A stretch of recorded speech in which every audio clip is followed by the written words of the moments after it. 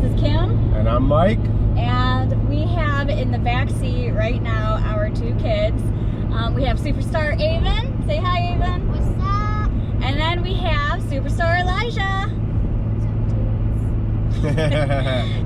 We are going to my buddy's house. It's about an hour north of us. We're going to Lexington, Michigan. We're going to ride around on his place and head out to the apple orchard. Since we got the kids with us, we'll do something that's family oriented, not just riding and trailing. So we're gonna take it out for its first ride with the boys. So it'll be a full family event, which is exactly what we bought that guy for. And it kind of gives them a feel, if you know, to see if they freak out and all that stuff before we go full-blown muddy and trailing with them. Look at it. And you said you didn't want to come. Look at the water. Look at that. Look at it. See that, bud? Well, we're not. We can't fit. Everybody say what's up. What's up, YouTube? He said his buddy put something in there to get rid of the whining, and it's probably a heavier oil. We'll do it on the first change. In the gearbox too, because that's what's whining. That clicking is the transmission, you hear it? Mommy, I found the fire.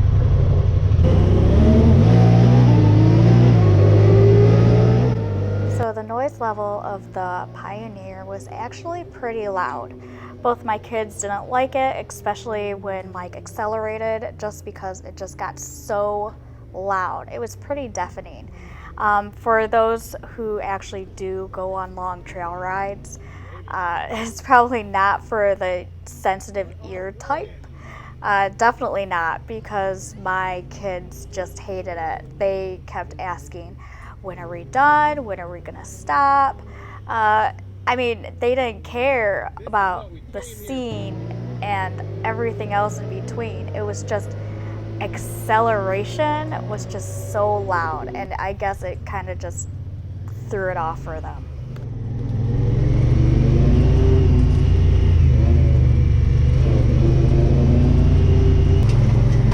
Did you see them?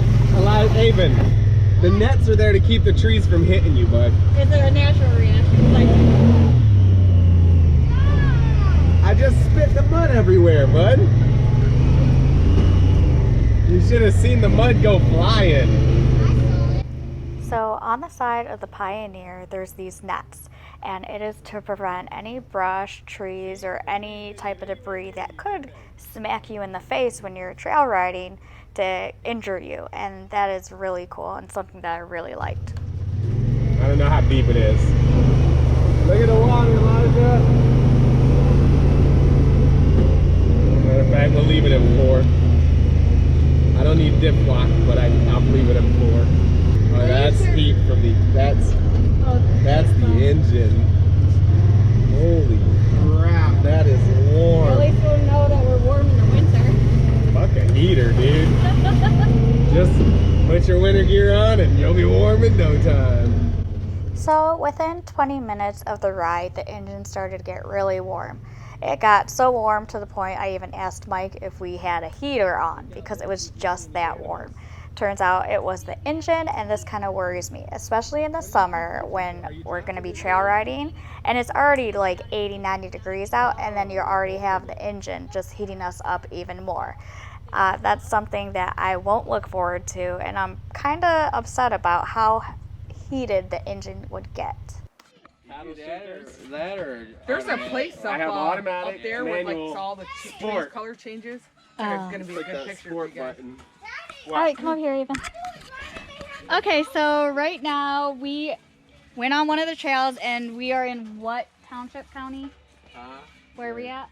Where we are in probably Jetto, I think. Jetto. I have no clue where that is, but Michigan. this trail, I guess, used to be train tracks. So if you see back here, this whole trail used to be train tracks, and I guess they dirted over it. No, it just happened when they stopped using it. Or it did? Erosion. They probably took them out. Look But at all this was these old bumpers. train trails. So it's an old train trail, and then over here. They'll ride this all the way almost to Fort Huron. So I am quite curious about it, but this is a graveyard. So you got the old headstones. I guess it was a forgotten graveyard. It's kind of creepy, but ow, you can see every stone has a tree, or they just decided to lean the stones against some trees. Some of the stones aren't legible because of the erosion, but my husband and his friend Troy has found a really good one that was easy to read. I think it was this one. So right here, Willie, and then not too sure what this says, but he died on January 2nd, 1812. So this is pretty old. And then over here, Tilly. So I'm assuming these were siblings. So we got Tilly and Willie, and she died I believe it says 72. So or 22. It's either 72 or 22. And what I'm thinking, this used to be like a family farm, because this is all surrounded by farmland, other than, I guess, the